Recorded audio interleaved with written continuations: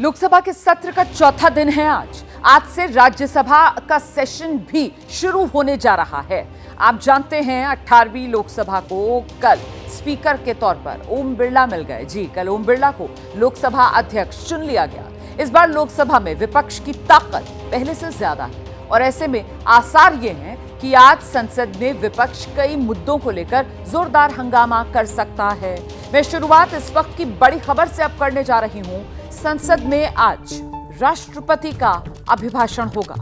राष्ट्रपति द्रौपदी मुर्मू दोनों सदनों को संबोधित करेंगी। तो राष्ट्रपति का ये अभिभाषण और राष्ट्रपति के इस अभिभाषण में सरकार आने वाले 5 साल के लिए क्या सोच रखती है, क्या विजन है, क्या लक्ष्य लेकर चली है और उसे हासिल करने का क्या रोडमैप रहने वाला है, यही बताएगी।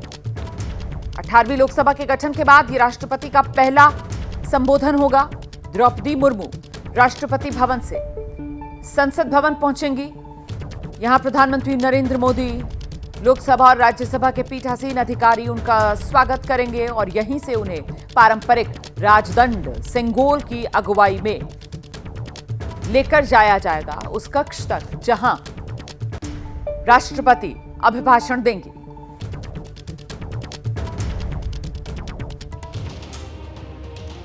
तो आइए कुछ जानकारियां आपको इस बड़ी स्क्रीन पर देते हैं। संसद सत्र में आज महत्वपूर्ण क्या रहने वाला है? सबसे महत्वपूर्ण राष्ट्रपति का अभिभाषण रहने वाला है। राष्ट्रपति द्रौपदी मुर्मू का अभिभाषण सरकार के 5 साल का रोडमैप इस अभिभाषण में होगा।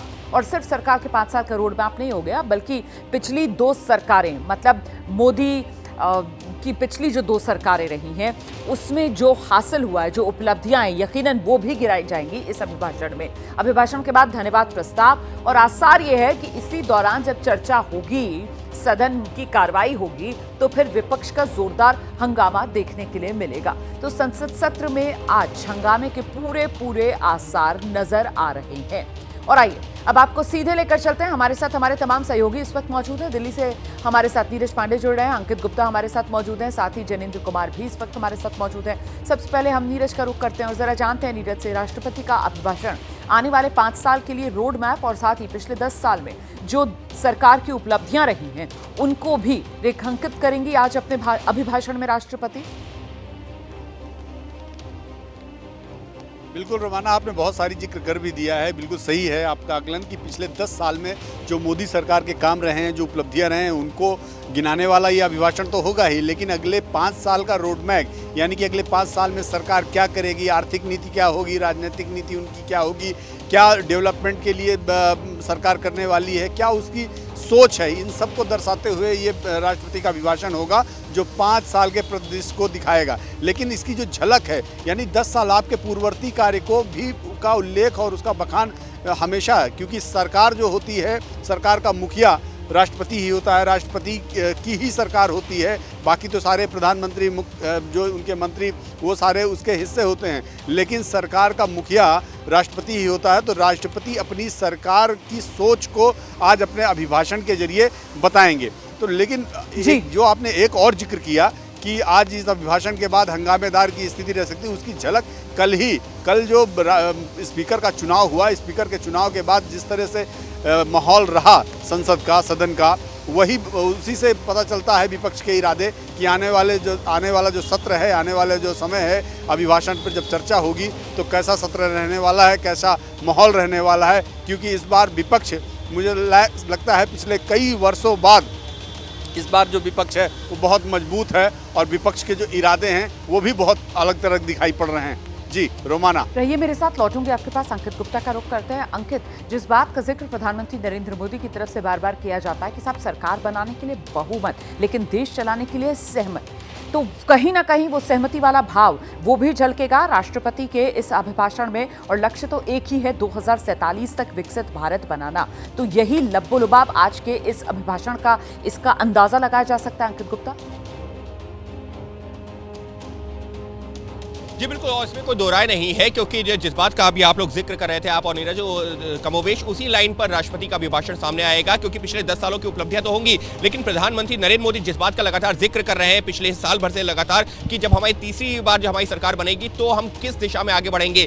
सबसे पहला लक्ष्य ये है कि 2027 तक भारत को दुनिया की तीसरी बड़ी अर्थव्यवस्था बनाना और 2047 तक देश को विकसित देशों की श्रेणी में शामिल करना। तो ये दो अहम मुद्दे तो होंगे ही, लेकिन उसके अलावा गरीब, युवा, महिला और जो पिछड़ा वर्ग है, उन तमाम लोगों को लेकर के सरकार की क्या योजना अगले 5 सालों को लेकर के, वो भी आज परिदर्शित होगी। लेकिन रोमाना, आज हमको एक चीज और ध्यान में रखनी होगी, आज वो पहला मौका होगा जब देश की राष्ट्रपति, महामहिम राष्ट्रपति मौजूद होंगी नए संसद भवन में, क्योंकि इससे पहले जब नए संसद भवन का उद्घाटन हुआ था तो उस दौरान वहां नहीं पहुंची थी और उसको लेकर के काफी राजनीति भी हुई थी। लेकिन आज वो पहला मौका होगा जब देश की राष्ट्रपति पहली बार नए संसद भवन में मौजूद होंगी और सरकार की जो तीसरी बार मोदी सरकार आई है उसकी क्या जो है एक तरीके से थीम है या उसकी जो क्या परियोजनाएं हैं, क्या उसके विचार हैं, वो सदन के सामने भी रखेंगी और देश के सामने भी। जी मेरे ख्याल से इसे थोड़ा सा हमें क्रॉस चेक करना चाहिए, क्योंकि शायद इसी साल जब बजट सत्र की शुरुआत हो रही थी उस समय भी राष्ट्रपति का अभिभाषण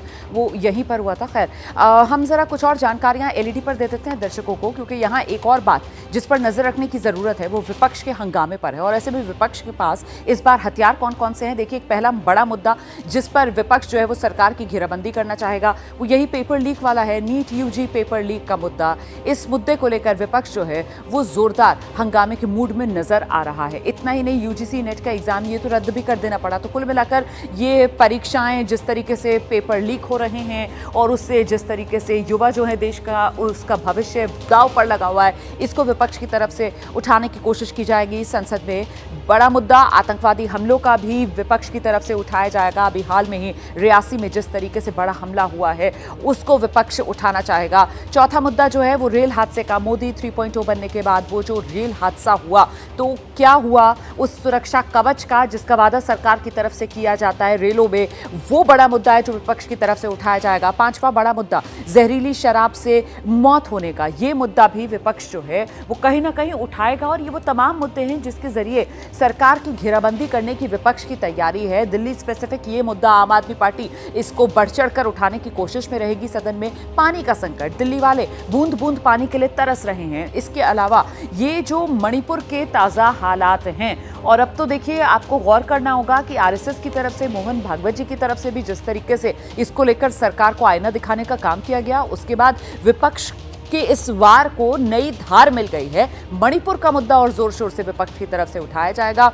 ये महंगाई का मुद्दा है, लगातार विपक्ष उठाता रहा है और एक बार फिर महंगाई के मुद्दे को विपक्ष आवाज देने की सदन में कोशिश करेगा। अभी ये इसलिए और महत्वपूर्ण हो जाता है क्योंकि आने वाले समय में सरकार को बजट भी देश का लेकर आना है। और इस बीच एक और बड़ी खबर मैं आपको बता देती हूँ, आम आदमी पार्टी राष्ट्रपति के अभिभाषण का बहिष्कार करेगी। ये इस वक्त की बड़ी खबर है। आम आदमी पार्टी राष्ट्रपति के अभिभाषण का बहिष्कार करेगी। राज्यसभा में भी आम आदमी पार्टी आज प्रदर्शन करने की तैयारी में है। केजरीवाल की गिरफ्तारी के विरोध में आम आदमी पार्टी ने ये रणनीति तय की है और शिवसेना, उद्धव गुट आम आदमी पार्टी के समर्थन में है। आपातकाल से भी ऊपर है ये तानाशाही, ये कहना है शिवसेना सांसद संजय राउत का। मैं उनकी भूमिका का स्वागत करता हूं। जिस तरह से तानाशाही चल रही है उसकी जिम्मेदार राष्ट्रपति महोदया भी है। राष्ट्रपति जी ने सरकार को रोकना चाहिए। केजरीवाल जी को जिस प्रकार से फिर एक बार जमानत मिलने के बाद भी सीबीआई ने अरेस्ट किया, ये तो इमरजेंसी से ऊपर तानाशाही हो गई और हम सब लोग संसद में इस बारे में सवाल पूछेंगे। और आइए अब आपको सीधे लेकर चलते हैं। एक बार फिर से हमारे तमाम सहयोगी हमारे साथ मौजूद है। जैनेंद्र के पास हम लेकर चलेंगे आपको और जैनेंद्र से जानते हैं ये तमाम मुद्दे जो अभी मैं देश के सामने रख रही थी। जैनेंद्र, यही वो मुद्दे हैं जिनको लेकर विपक्ष सरकार की घेराबंदी के लिए कमर कसकर तैयार।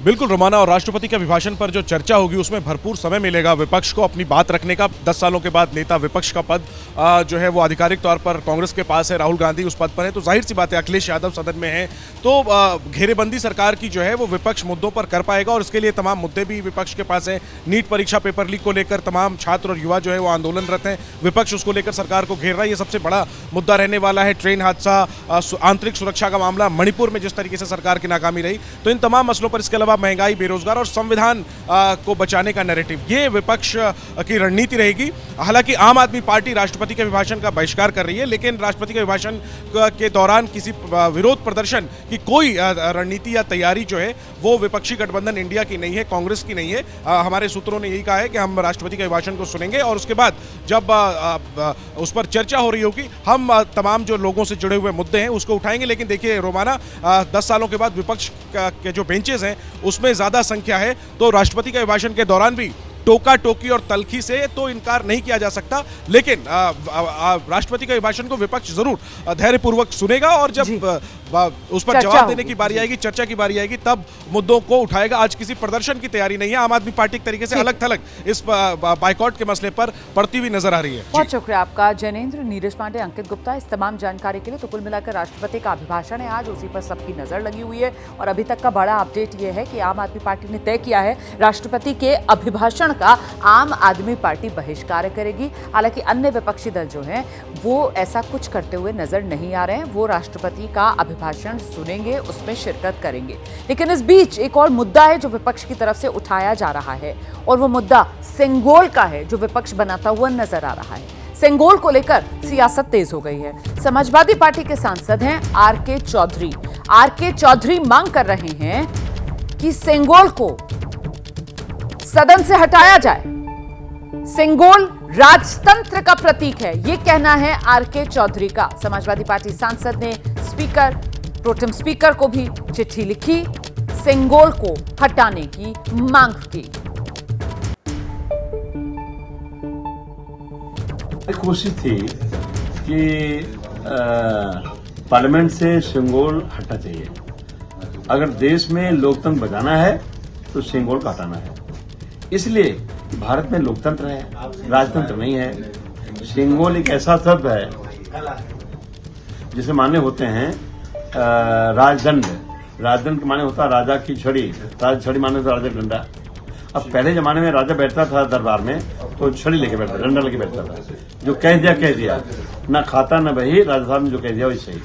अब भारत में संविधान है और देश संविधान चलेगा, यहाँ लोकतंत्र है, तो निश्चित तौर पर हमारा जो प्रयास है कि संसद भवन से सेंगोल हटना चाहिए और एक विशाल का प्रति संविधान के महास्थापक।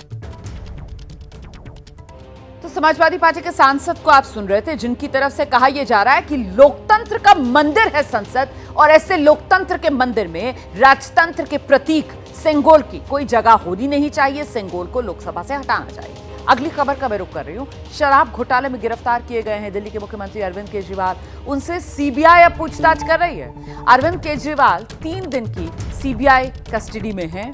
देर रात सीबीआई ने अरविंद केजरीवाल से शराब घोटाले से जुड़े सवाल पूछे। दरअसल 20 जून को अरविंद केजरीवाल को बेल मिल गई थी, लेकिन ईडी ने हाईकोर्ट में जाकर स्टे लिया।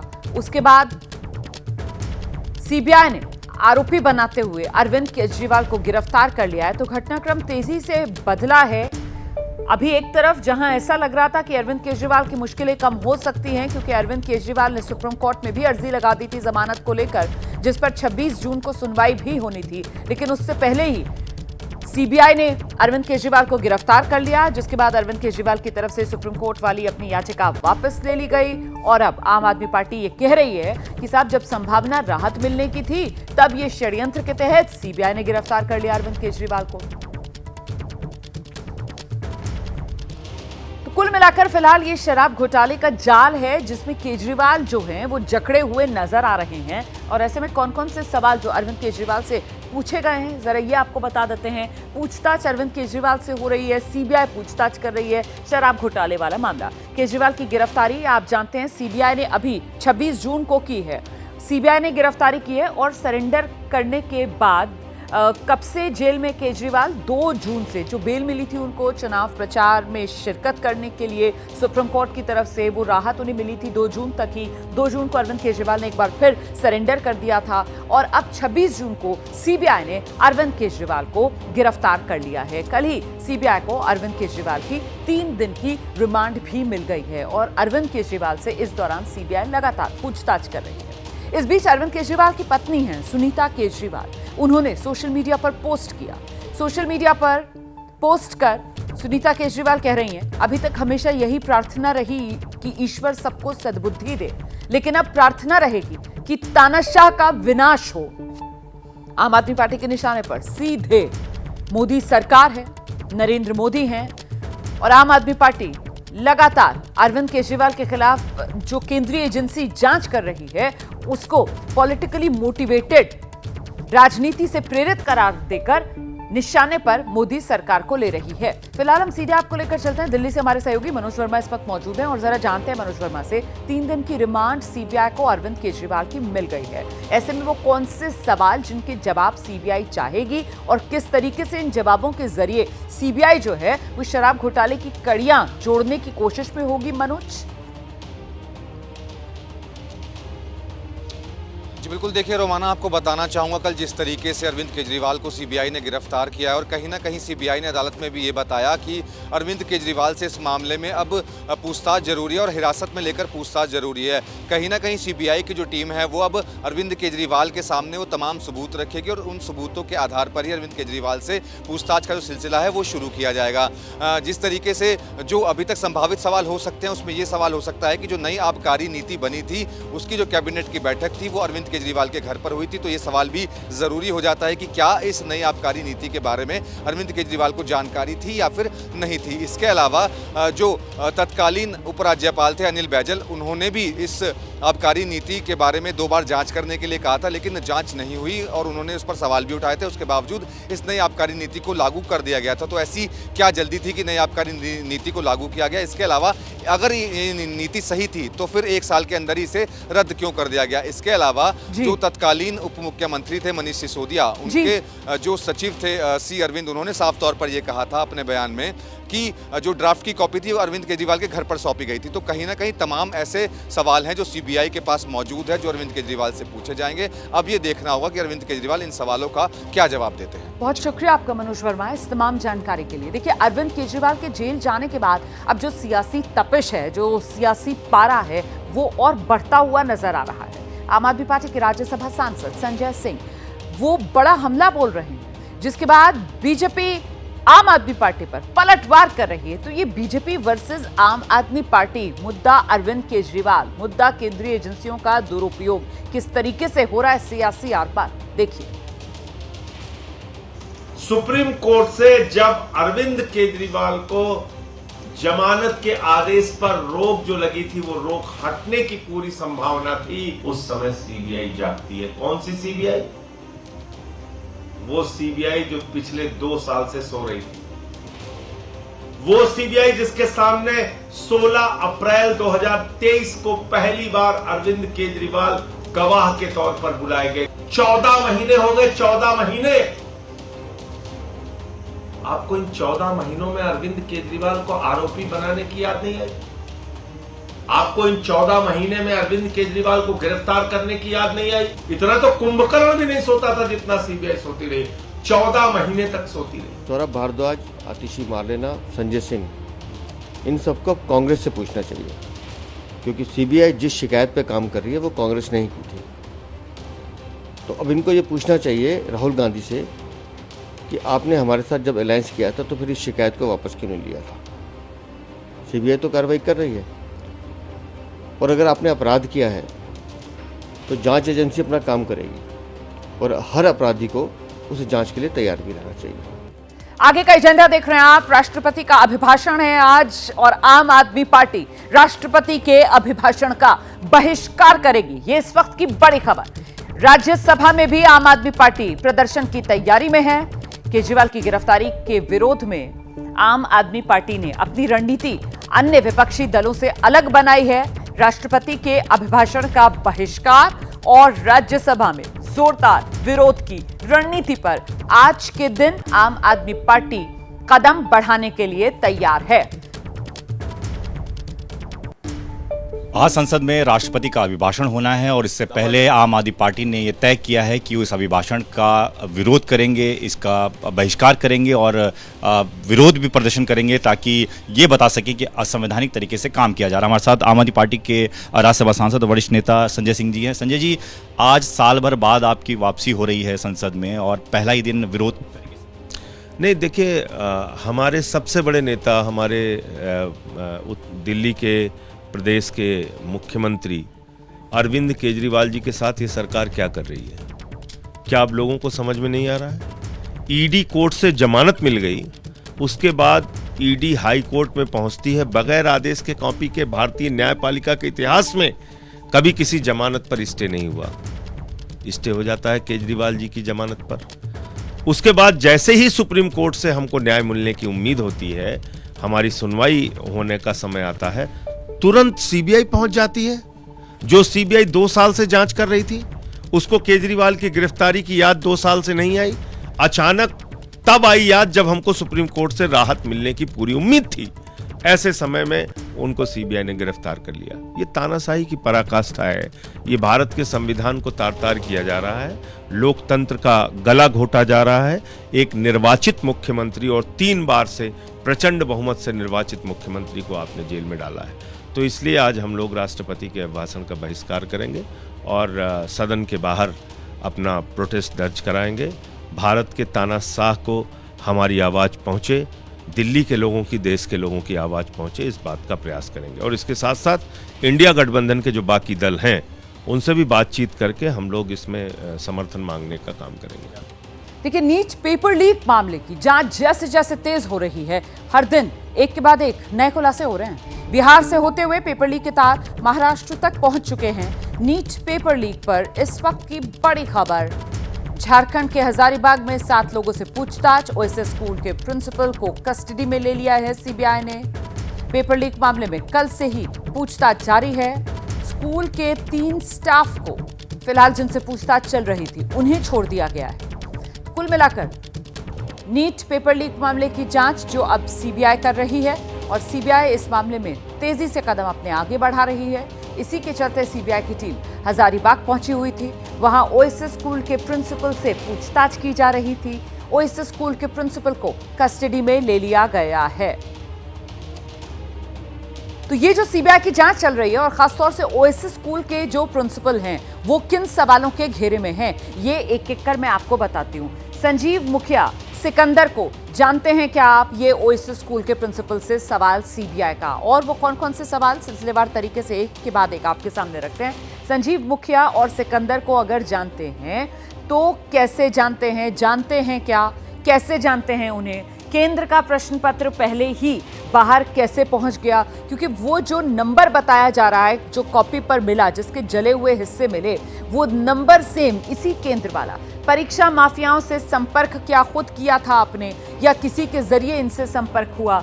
परीक्षा माफियाओं से किस तरह संपर्क में आए, कैसे संपर्क साधा गया? ये वो तमाम सवाल है जिनके जवाब देने होंगे ओएसएस स्कूल के प्रिंसिपल को। इस वक्त ये सवालों के घेरे में है।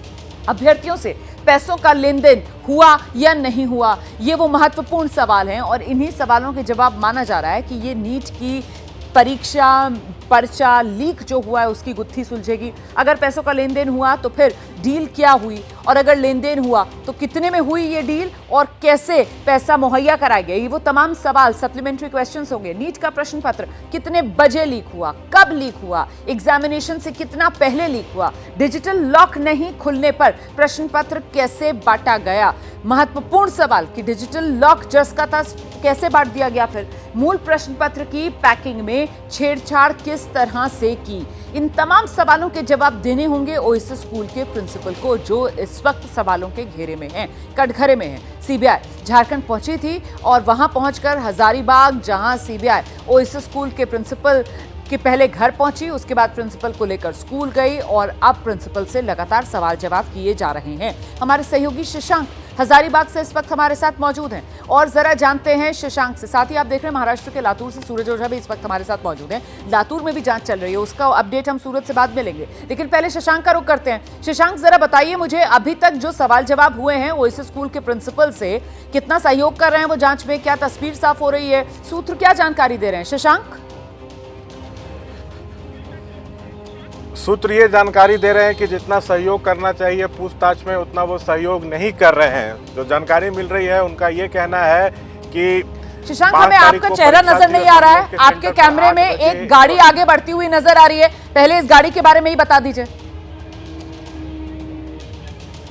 देखिए पिछले 24 घंटे से सीसीएल के गेस्ट हाउस में ओएसिस स्कूल के प्रिंसिपल एहसानुल हक से सीबीआई की टीम पूछताछ कर रही थी। अब उनको सीसीएल गेस्ट हाउस से लेकर निकली है सीबीआई की टीम। 2 गाड़ी है, 2 इनोवा गाड़ी, उसी में बैठे हुए हैं बैक साइड में एहसानुल हक और इनको हजारीबाग टाउन लाया गया है। अब सवाल ये है कि क्या इनको ओएसिस स्कूल ले जाया जाएगा या ब्लू डार्ट के कार्यालय ले जाया जाएगा या एसबीआई का जो बैंक शाखा है जहां पे प्रश्न पत्र रखा गया तो वहां ले जाया जाएगा, यह पता करने की हम कोशिश कर रहे हैं। हम उस काफिले को फॉलो कर रहे हैं। आगे जो सफ़ेद रंग की इनोवा गाड़ी है उसी में जो एहसानुल हक साहब है वो बैठे हुए हैं। 24 घंटे तक इनसे पूछताछ की गई है और आगे भी पूछताछ है वो जारी है। तो अब हजारीबाग टाउन में इनको गेस्ट हाउस से क्यों लाया गया है ये भी पता लगाने की हम कोशिश कर रहे हैं। ये बहुत महत्वपूर्ण जानकारी हमारे सहयोगी शशांक दे रहे हैं। ये जो आप इस वक्त टेलीविजन स्क्रीन पर इनोवा गाड़ी देख रहे हैं, दरअसल ये 2 गाड़ियों का काफिला है और इन्हीं गाड़ियों में सीबीआई की टीम है और सीबीआई की टीम जो नीट पेपर लीक मामले को लेकर जांच कर रही है हजारीबाग पहुंची हुई थी। वहीं पर ओएसिस स्कूल के प्रिंसिपल एहसानुल हक को लेकर अब उस गेस्ट हाउस से सीबीआई की टीम निकली है और दोबारा हजारीबाग टाउन की तरफ ये गाड़ियां आगे बढ़ रही हैं और इसी काफिले को फॉलो कर रहे हैं हमारे सहयोगी शशांक, जो कह रहे हैं कि हजारीबाग टाउन लेकर आने का मकसद अभी कुछ ही देर में साफ हो जाएगा कि सीबीआई की टीम आखिरकार प्रिंसिपल एहसानुल हक को कहां लेकर जा रही है। क्या एक बार फिर ओएसिस स्कूल प्रीमाइसेस में लेकर जा रही है या फिर उस कोरियर कंपनी के दफ्तर में लेकर जाया जा रहा है? तो इस खबर को लेकर हमारी नजर बनी हुई है, अपडेट आपको देंगे।